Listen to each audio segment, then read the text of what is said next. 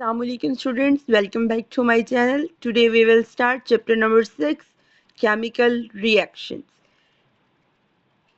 Chemical reactions क्या होते हैं? सबसे पहले हम ये देखेंगे. We deal with a large number of chemical reactions in daily life. During these reactions, atoms present in different substances rearrange themselves to form a new substance. हम अपनी डेली लाइफ में डिफरेंट जो केमिकल रिएक्शंस हैं उनको deal करते हैं. Chemical reaction में basically क्या होता है कि जो एटम्स हमारे पास किसी भी सब्सटेंस में प्रेजेंट होते हैं वो खुद को क्या करते हैं, रीअरेंज करते हैं. रीअरेंज करना मींस एक फॉर्म से दूसरी फॉर्म में चेंज होना या उन एटम्स को की तरतीब को चेंज करना. New to form new substances, नए सब्सटेंसेस को बनाने के लिए. Burning of coal and natural gas in air are well known examples of chemical reactions. Burning of coal, कोयले का जो जलना है, और natural gas, मीथेन का जलना, ये क्या है? ये बिल्कुल बहुत ज़्यादा common examples हैं हमारे पास किसकी? Chemical reactions की. Chemically coal as carbon. Chemical के अकॉर्डिंग अगर हम देखें तो जो कोयला है हमारे पास, that is a form of carbon. It exists in solid state and is black in color. अब जो कोल होता है हमारे पास, आपको पता है कि वो उसका कलर क्या होता है? ब्लैक होता है, और वो हार्ड फॉर्म में होता है. It's burning in air is in fact a chemical reaction of carbon with oxygen of the air to form carbon dioxide. अब जो कोयला है वो जब जलता है तो वो जो हमारी हवा में मौजूद कार्बन है उसके साथ ऑक्सीजन है उसके साथ रिएक्ट करता है और क्या बनाता है? CO2, carbon dioxide. Dioxide oxygen के दो मॉलिक्यूल हैं, इसलिए हम इसको डाइऑक्साइड कह रहे हैं. Carbon dioxide is a colourless gas. Carbon dioxide जो है ये हमारे पास बिल्कुल एक बेरंग गैस है, और it's chemical composition and chemical properties are entirely different from those of carbon and oxygen. अब यहाँ पे क्या है, जो हमारे पास कार्बन की अलग प्रॉपर्टीज हैं, अलग होते हुए वो चेंज हैं. ऑक्सीजन की जो जस्ट ऑक्सीजन की प्रॉपर्टीज हैं वो हमारे पास चेंज हैं, लेकिन जब ये दोनों मिल जाते हैं, कार्बन डाइऑक्साइड बना देते हैं, तो उसकी जो हमारे पास प्रॉपर्टीज होती हैं वो इन दोनों के बिल्कुल ऑपोजिट हो जाती हैं. The arrangement of atoms that takes place during this chemical reaction can be represented as. Carbon है हमारे पास. अच्छा बच्चों, एक बात क्लियर करती जाऊँ, ये एक ब्रैकेट में आपको छोटा सा S और G लिखा हुआ आ रहा है. जैसे हमने पढ़ा ना कि हमारे पास मैटर की डिफरेंट स्टेट्स होती हैं, लाइक सॉलिड, गैस, लिक्विड. तो यहाँ पे कार्बन को S means it is in solid state, और G means it is oxygen as an gaseous state. ठीक है. अब यहाँ पे केमिकल इक्वेशन लिखते हुए आपने ये याद रखना है कि जो हम हमारा स्टार्ट की जो हमारी रिएक्शन में पार्टिसिपेट कर रहे हैं सब्सटेंसेस, वो क्या हैं? वो रिएक्टेंट्स हैं, और उन दोनों के मिल के जो हमारे पास बन रहा है ये क्या है? ये प्रोडक्ट है. और केमिकल रिएक्शन को हमेशा हम एरो से शो करते हैं. कार्बन प्लस ऑक्सीजन, कार्बन और ऑक्सीजन जब ये मिले तो क्या बन गया? Carbon dioxide. अब यहाँ पे हमारे पास कार्बन और ऑक्सीजन जो है ये क्या थे? ये हमारे पास रिएक्टेंट्स थे. जब इन दोनों ने रिएक्शन किया, किसकी प्रेजेंस में? ये कौन सा प्रोसेस था? बर्निंग का प्रोसेस था. जब ये दोनों जले, कार्बन जो कोयला है हमारे पास उसने रिएक्ट किया एटमॉस्फेरिक ऑक्सीजन के साथ, और उन्होंने बना दिया कार्बन डाइऑक्साइड. ये बिल्कुल एक सिंपल सी आपके पास एग्जांपल है of chemical equation and chemical reaction. Substances that take part in chemical reactions are called the reactants. अब यहाँ पे आप reactants की definition को underline कर लें कि what are reactants? Reactants are the substances which take part in chemical reaction, and those which are formed as a result of the reaction, और वो वाले substances जो के उस केमिकल रिएक्शन के नतीजे में एक नई चीज हमारे पास बन रही है, उसको हम यहाँ पे कह रहे हैं products. When methane burns in air, carbon dioxide and oxygen are formed, ये मैंने ऊपर बता दिया। During this arrangement the atoms in burning of methane, carbon atom of methane gets attached with two oxygen atoms to give carbon dioxide, while hydrogen atom attach themselves with oxygen atom to give water vapors। ठीक है, अब यहाँ पे हमारे पास है methane है। Methane का क्या फॉर्मूला है? CH4, और ये किस स्टेट में है? गैसियस स्टेट में है। और ऑक्सीजन के हमारे पास कितने मॉलिक्यूल हैं? O2, और ये भी गैसियस स्टेट में। अब यहाँ पे कौन सा प्रोसेस हो रहा है? बर्निंग का। तो यहाँ पे क्या होगा, जो कार्बन है वो किसके साथ रिएक्ट करेगा? ऑक्सीजन के साथ, और क्या बना देगा? कार्बन डाइऑक्साइड बना देगा। ठीक है, और यहाँ पे हमारे पास क्या बच जाएगा? H के 4 मॉलिक्यूल्स हैं, इसको हम इधर ले आए, और OH और O जो है वो आपस में रिएक्ट करेंगे और वो क्या बना देंगे? H2O वाटर बना देंगे। अब यहाँ पे एक चीज आपने देखनी है, यहाँ पे हमारे पास हाइड्रोजन के 4 मॉलिक्यूल्स हैं, जबकि यहाँ पे हमारे पास H2 है। तो हमने इस इक्वेशन को बैलेंस करने के लिए क्या करना है? इसके स्टार्ट में हम जब 2 लगा देंगे तो ये 2H यानी कि हाइड्रोजन के 2 मॉलिक्यूल, और यहाँ पे H2 जो इसकी पार लगी हुई है, इट्स मीन के 4 हाइड्रोजन के मॉलिक्यूल्स जो हैं उनको हमने इक्वल कर लिया। और यहाँ पे हमारे पास हमने O को भी हमने बैलेंस करना है, तो इस तरह से हमने इधर भी ऑक्सीजन के साथ O लगा दिया, और इस तरह हमारे ऑक्सीजन के 2 मॉलिक्यूल्स जो हैं वो इसमें प्रोडक्ट बैलेंस हो गए। The rearrangement of atoms during the chemical reaction of hydrogen with oxygen to form liquid as। अच्छा, अब नेक्स्ट जो हमारे पास एग्जाम्पल है वो क्या है? हाइड्रोजन और ऑक्सीजन का वाटर फॉर्मेशन। अब वाटर का फॉर्मूला जो है दैट इज H2O, हाइड्रोजन और ऑक्सीजन होते हैं। अब यहाँ पे हमारे पास रिएक्टेंट कौन से हैं? H2 गैसियस फॉर्म में है और O2 भी गैसियस फॉर्म में है। हाइड्रोजन के हमारे पास टोटल कितने मॉलिक्यूल्स हैं? 2 तो इसके H के साथ हैं, और 2 जो है वो उसकी पार हमने लगाई, और टोटल कितने हो गए? 4 मॉलिक्यूल्स ऑफ हाइड्रोजन। और ऑक्सीजन के कितने मॉलिक्यूल्स हैं? 2 हैं। अब यहाँ पे हमने क्या किया? 2H2O, 2 मॉलिक्यूल्स ऑफ वाटर बने हैं। तो इस तरह से यहाँ पे हमारे पास ऑक्सीजन के 2 मॉलिक्यूल थे, एक हमने इधर यूज़ कर लिया, और यहाँ पे हमारे पास हाइड्रोजन के 2 मॉलिक्यूल्स हमने इधर यूज़ कर लिए। तो इसको बैलेंस करने के लिए इसको हमने यहाँ पे 2 लगा के इक्वेशन को बैलेंस कर दिया, और इस तरह से हमारे जो एटम्स हैं उनकी रीअरेंजमेंट से एक नई प्रोडक्ट जो है दैट इज वाटर बन गई। किसके रिएक्शन से? हाइड्रोजन और ऑक्सीजन की रिएक्शन से। ये मैं आपको बता चुकी हूँ। The science SL&G stands for physical states of the substances like solid, liquid and gas। Next है applications of chemical reactions. Applications क्या हैं केमिकल रिएक्शंस की? बर्निंग है, रेस्पिरेशन एंड फोटोसिंथेसिस एटसेट्रा। अब बर्निंग को हम देख चुके हैं, रेस्पिरेशन क्या है और फोटोसिंथेसिस क्या है इसको हम देखेंगे। These are the examples of chemical reactions which take place everywhere in our environment। ये वो वाले कॉमन केमिकल रिएक्शंस हैं जो कि हमारे पास हमारे माहौल के अंदर हर जगह वकू पजीर हो रहे होते हैं। लाइक फ्यूल, नेचुरल गैस और petrol on burning in a vehicle engine produces different gases.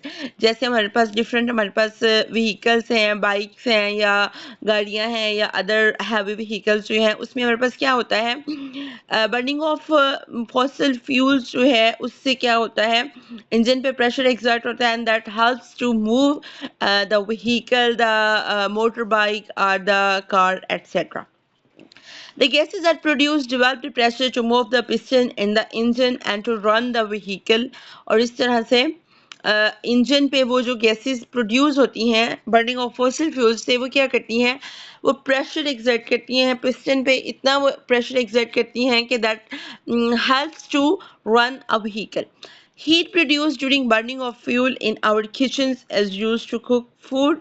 जो हम बर्निंग फॉसिल फ्यूल्स ही हैं, हमारे पास गैसेस जो हैं नेचुरल गैसेस वगैरह, उसको हम घरों में जलाते हैं, and then we help to cook the food from that produced heat। Similarly, heat produced during burning of fuel in industries is used to produce steam from water. और इस तरह से डिफरेंट हमारे पास, अब यहाँ पे आप देखें, फर्स्ट जो हमारे पास है बर्निंग था, रेस्पिरेशन था, फोटोसिंथेसिस था. Photosynthesis is the process by which the plants prepare their food. और burning of fossil fuels, petrol, natural gas है. और इंडस्ट्रीज में जो है हमारे पास to produce steam from water, और उस स्टीम को वो क्या करते हैं, डिफरेंट पर्पसेस के लिए यूज़ करते हैं. During photosynthesis in plants, carbon dioxide and water react to produce glucose. अब यहाँ पे हमारे पास फोटोसिंथेसिस में क्या होता है, हम क्या लेते हैं, this reaction carbon dioxide and water to produce glucose. Glucose is the food that plants use in the form of food and prepare their food. This reaction takes place in the pressure of sunlight, in the presence of sunlight and green pigment chlorophyll in plant leaves. हम start से जैसे पढ़ते हैं कि like हमारे पास green pigment होता है plants में क्लोरोफिल के नाम से, जो कि सनलाइट की प्रेजेंस में हेल्पफुल होता है to prepare the food of plants. अब यहाँ पे हमारे पास कार्बन डाइऑक्साइड है. कार्बन डाइऑक्साइड जो है that is in gaseous state, और ये कहाँ से आ रही है, ये एटमॉस्फेयर से आ रही है. और वाटर जो है ये हम सॉइल से रूट्स जो हैं वो लेके और प्लांट्स को पहुंचाती हैं टू प्रिपेयर द फूड. अब यहाँ पे कार्बन डाइऑक्साइड गैस है तो गैसियस स्टेट में है, और जो हमारे पास वाटर मॉलिक्यूल है that is in liquid state. और किसकी प्रेजेंस में हमारे पास रिएक्शन, केमिकल रिएक्शन हो रहा है, in the presence of sunlight and chlorophyll. और यहाँ पे देखें आप, जो हमारे पास कार्बन डाइऑक्साइड और हाइड्रोजन के molecules six molecules of carbon and 12 molecules of hydrogen and 6 molecules of oxygen. और ये फार्मूला जो है दैट इज ग्लूकोज. ग्लूकोज का फार्मूला है. रिमेनिंग हमारे पास जो है ऑक्सीजन जो है वो प्रोड्यूस होती है. तो ये एक केमिकल रिएक्शन है जिसमें हमारे पास डिफरेंट सब्सटेंसेस जो हैं वो रिएक्ट करते हैं and prepare the food in different conditions and make other new products as a result of respiration. ये तो फोटोसिंथेसिस की ये वाली जो हमारे पास थी equation, this is of photosynthesis, and now we will see of respiration. As a result of respiration, the oxygen of air reacts with food glucose. अब यहाँ पे हमने फर्दर जो है जो फूड प्लांट्स ने प्रिपेयर कर ली, अब वो क्या करेगी, वो अगेन रिएक्ट करेगी किसके साथ, ऑक्सीजन के साथ. ग्लूकोज है और हमारे पास ऑक्सीजन है.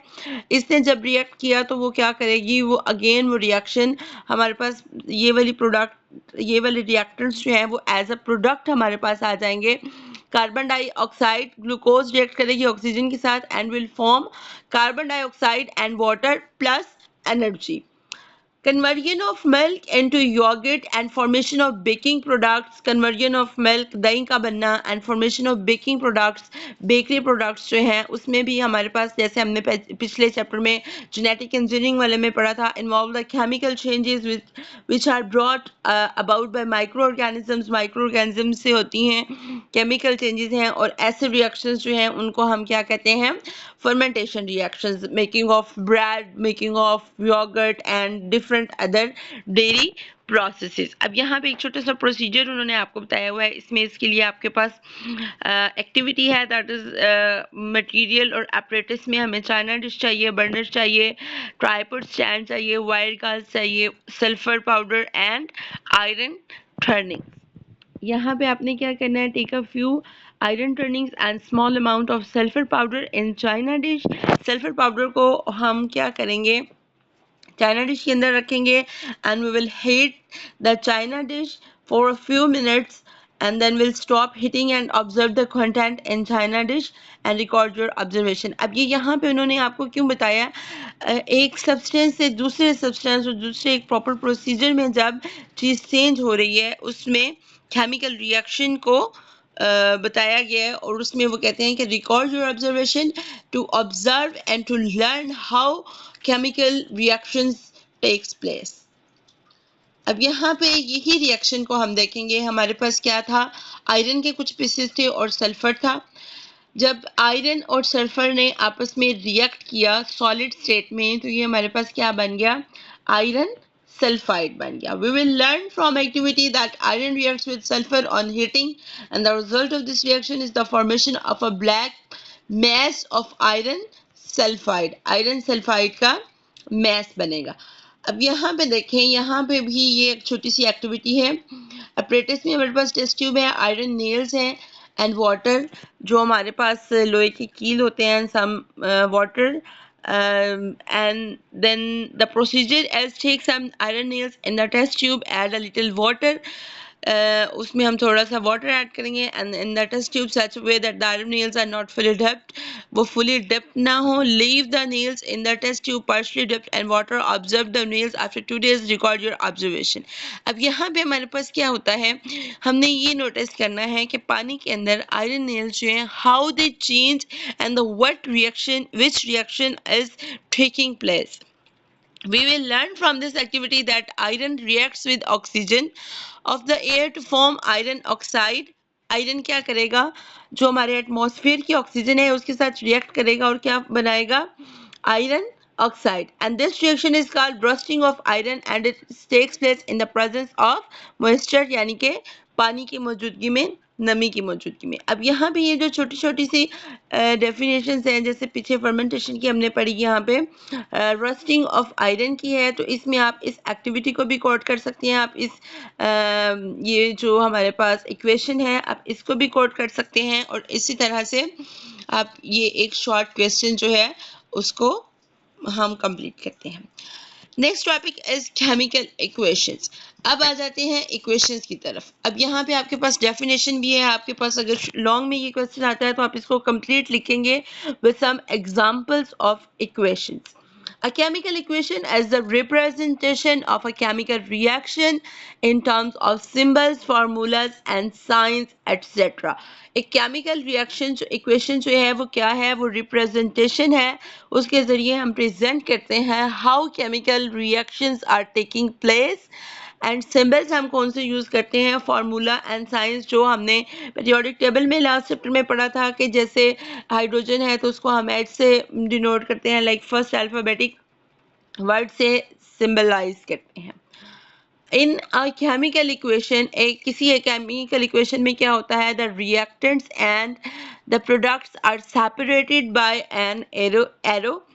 यहाँ पे हमारे पास जो रिएक्टेंट्स हैं जो हिस्सा ले रहे हैं केमिकल रिएक्शन के अंदर, एंड प्रोडक्ट्स जो हैं जो हमारे पास न्यू प्रोडक्ट बन रही है, उनको हम किस तरह से सेपरेट करते हैं, एरो सिंबल से. Symbols and formulas of reactants are written on left hand side of the arrow, whereas those of products are written on right hand side of the arrow.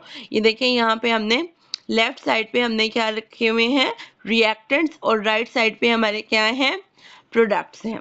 और इसके बाद हमारे पास यही है, physical states of reactants and products are also express like SLG, while AQ which stands for solid, liquid, gas and aqueous. AQ जो है that is used for aqueous state, जिसमें हमारे पास water involved होता है या फिर कोई भी दूसरी condition जो है involve होती है. For example, chemical equation representing the reaction of sulfur with oxygen to form sulfur dioxide is written as sulfur S solid state में है, O ऑक्सीजन है गैसियस स्टेट में है, and these both will react to form sulfur dioxide.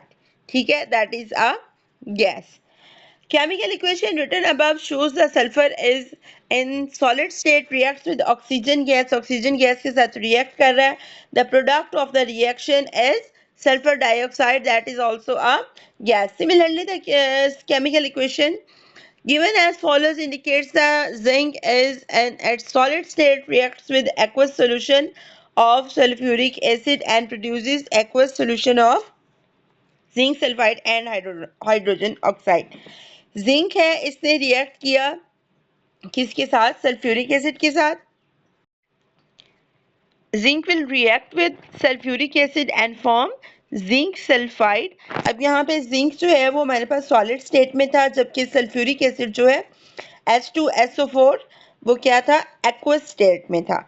और इसने जब react किया तो क्या बनाया, जिंक सल्फाइड बनाया, ZnSO4 that is in aqueous state, and hydrogen that is a gas and is in a gaseous state. That's all for today. Inshallah, we will continue from balancing the chemical equation. Like, subscribe, and share for more videos. Thank you. Allah Hafiz.